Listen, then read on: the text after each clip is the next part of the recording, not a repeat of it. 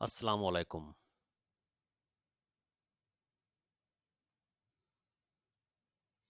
آغا Khan university امتحانی board کے 9ویں درجے کی آسان اردو کی کتاب میں طنز و مزاح پر مبنی ایک چھوٹا سا مضمون شامل کیا گیا ہے جس کا عنوان ہے چچا چھکن نے تصویر ٹانگی۔ چچا چھکن ایک کردار ہے، انہوں نے تصویر ٹانگی۔ یہ مضمون سید امتیاز علی تاج نے لکھا ہوا ہے۔ آج ہم اس کو مختصر سمجھنے کی کوشش کریں گے۔ مضمون کو سمجھنے کے لیے اس میں موجود کچھ الفاظ، یہ الفاظ مشکل تو نہیں ہے لیکن ہو سکتا ہے کسی کے لیے یہ الفاظ نئے ہوں، اس لیے ہمارا خیال ہے کہ ان کی معنی پہلے سمجھ لی جائے۔ کیجو منع کریں، یہ کچھ ہندی اور مارواڑی میں کیجیے کو کیجو بولا جاتا ہے۔ یہ کیجو، وہ کیجو، یہ دیجو، وہ دیجو۔ کیجو منع کریں، دیجو منع دیں۔ چوکھٹا یعنی چوکھٹ یا فریم، کسی دروازے کا فریم بھی ہو سکتا ہے۔ اس میں چونکہ تصویر کا ذکر ہے تو اس میں تصویر کے فریم کا ذکر ہے، تصویر کا چوکھٹ۔ دیوان خانہ بولا جاتا ہے مہمانوں کے بیٹھنے کی جگہ، جس کو ہم عام زبان میں بیٹھک بولتے ہیں۔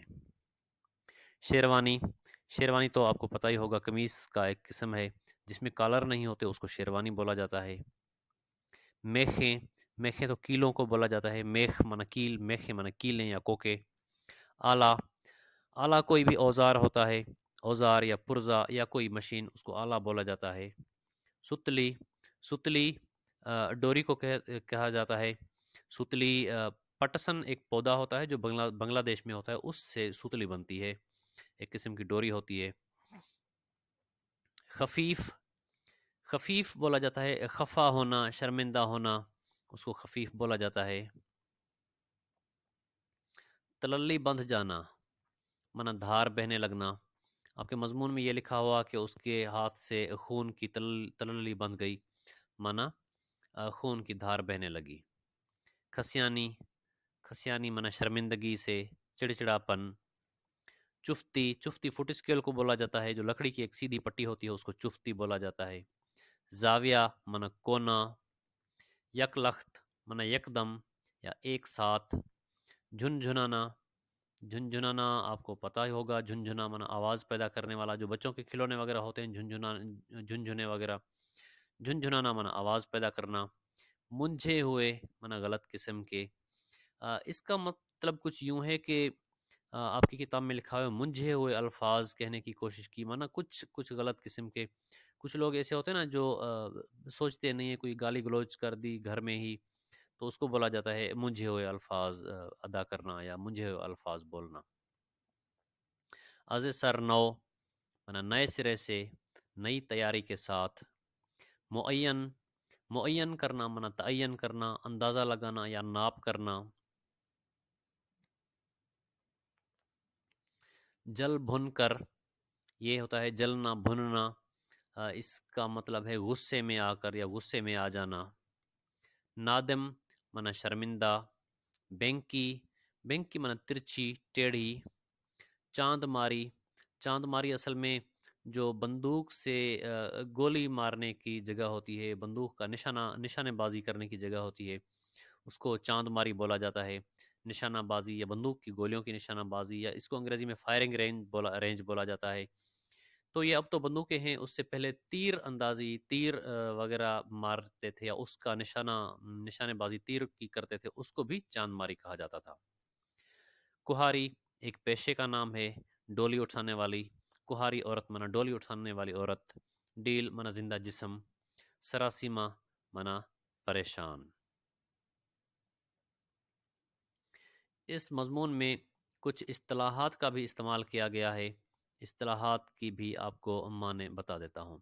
تگنی کا ناچ نچانا منا حیران و پریشان کر دینا، سب کو پریشان کر دینا، پریشانی میں مبتلا کر دینا۔ گھر بازار ایک ہو جانا منا ہر کسی کا پریشانی میں مبتلا ہو جانا، ہر کوئی پریشان ہو جائے، جس میں ہم کہتے ہیں نا گھر میں ادھم مچ گیا، گھر میں پریشانی ہو گئی، سارے پریشان ہو گئے، تو یہ گھر بازار ایک ہو جانا۔ دھکا لگ جانا مطلب کچھ نقصان ہو جانا۔ جوئے شیر لانا بہت ہی مشکل کام سر انجام دینا۔ در پہ ہو جانا مطلب ذمے لگ جانا یا کسی کام کے حوالے ہو جانا، پھر کوئی بھی اور کام نہ کرے بس اسی کو ہی پورا کرتا رہے، اس کو بولا جاتا ہے در پہ ہو جانا۔ ہوا کی طرح جانا مانا تیز بھاگنا یا دوڑتے ہوئے جانا۔ بات کا بتنگڑ بنانا مانا باتیں بڑھانا یا چھوٹی چھوٹی باتوں سے بڑے بڑے مسئلے پیدا کرنا، مسائل پیدا کر دینا، اس کو بولتے ہیں بات کا بتنگڑ بنانا۔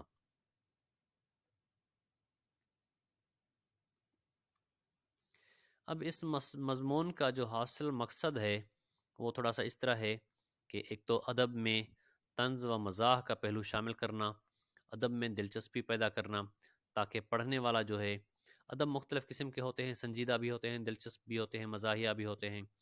تو مزاحیہ جو ہیں ادب میں دلچسپی پیدا کرتے ہیں، تفریح پیدا کرتے ہیں، اور یہ بھی بتانا ہے کہ چچا چھکن جیسے کردار ہر گھر میں، شاید ہر گھر میں نہ ہو تو برادری میں، محلے میں ضرور ایک آدھ ہوا کرتے ہیں، ان کو یاد کرنا، چچا چھکن جیسے کرداروں سے کس طرح پیش آنا چاہیے، ہمیں ان کے ساتھ کیسا رویہ رکھنا چاہیے، یہ بھی ہمیں سمجھنا پڑے گا۔